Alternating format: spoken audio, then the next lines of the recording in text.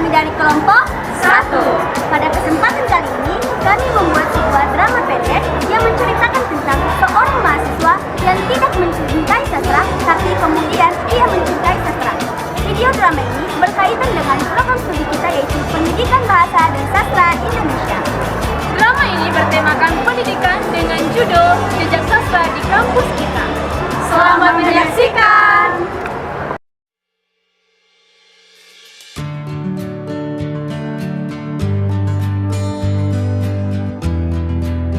Selamat pagi semuanya. Bagaimana kabarnya hari ini? Baik, Bu. Apakah semuanya sudah hadir dalam kelas?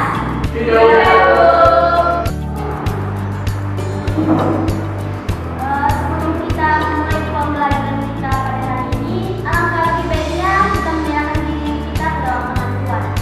Maka sebelum kita mulai pembelajaran, mari kita berdoa menurut agama dan kepercayaan kita masing-masing. Berdoa dimulai. Berdoa selesai.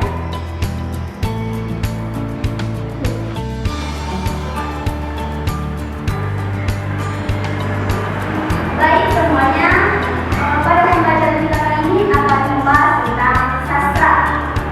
Kita sebagai program studi pendidikan bahasa dan sastra Indonesia, tentunya sastra ini sangat penting bagi kita untuk kita mempelajarinya secara mendalam.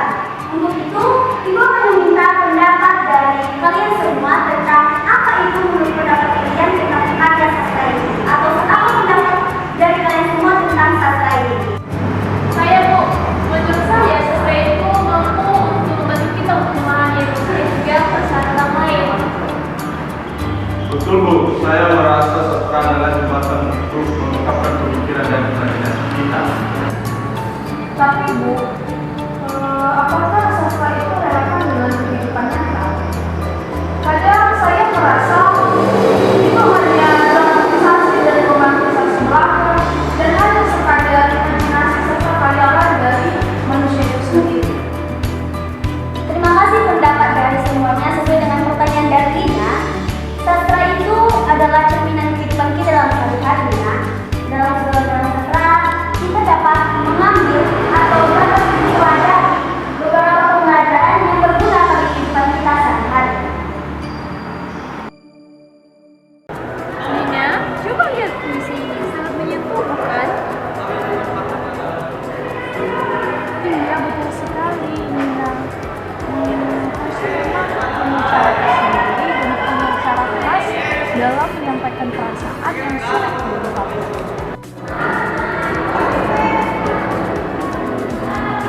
Wah, teman-temanku ini seru sekali. Kalau aku sih sedikitnya gimana ya? Aku itu nggak tahu. Kalau aku paling terlambat masuk dalam kelas. Hahaha. Nina, kadang suasana di sini membentuk sesuatu, apalagi sastra. Aku juga merenungkan bagaimana jika dia bisa hidup bersama selamanya. Rina, kamu ada-ada aja. Kamu selalu aja bisa melihat sisi lucu dari sebelah hal.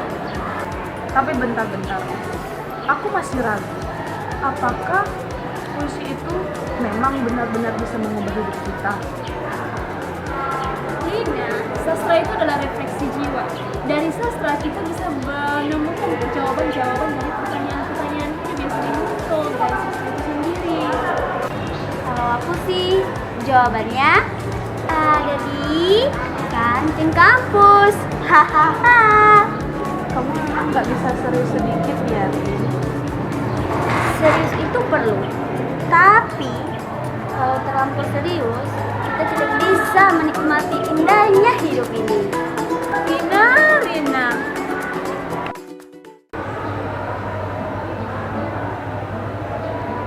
Jadi, kalian benar-benar serius dengan sastra ini?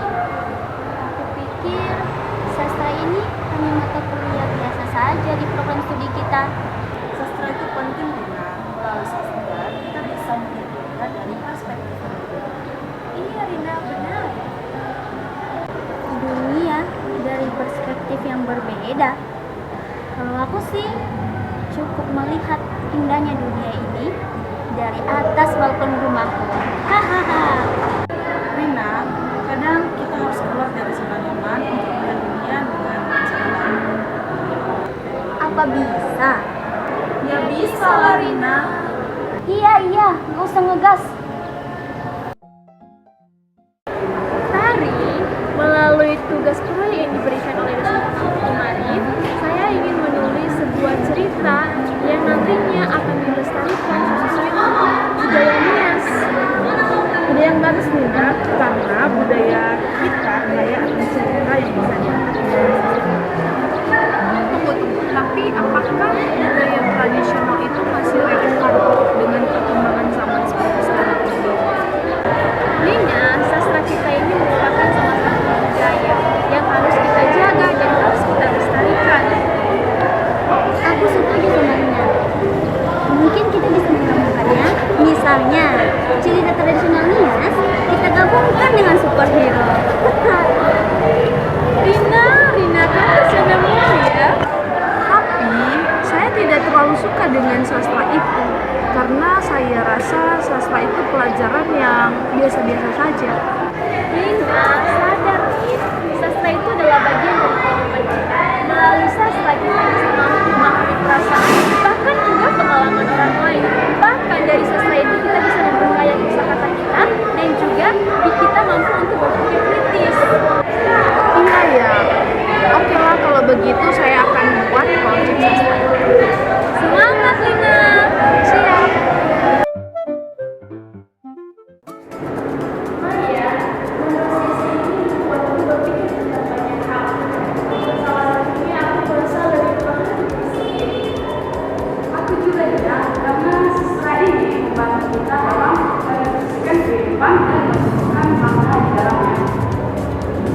Aku juga menginspirasi melihat cermin, memandang wajahku. Ternyata nggak ada bedanya sebelum dan sesudah mempelajari sastra ini. Nggak ada bedanya. Selamat pagi semuanya. Pagi Bu. Apakah hari ini ada yang tidak hadir? Ada Bu. Apakah ada informasi mengapa dia tidak hadir? Tidak Bu. Nanti komisaris sedang menemui Ibu untuk memberitahu tentang informasi dari teman-teman yang belum hadir pada hari ini.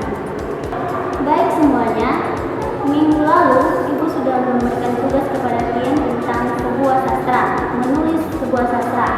Untuk itu, pada kesempatan ini adalah jadwal untuk penyerahan dari tugas proyek tersebut. Maka Ibu meminta agar kalian semua menyerahkan hasil proyeknya di depan meja ini.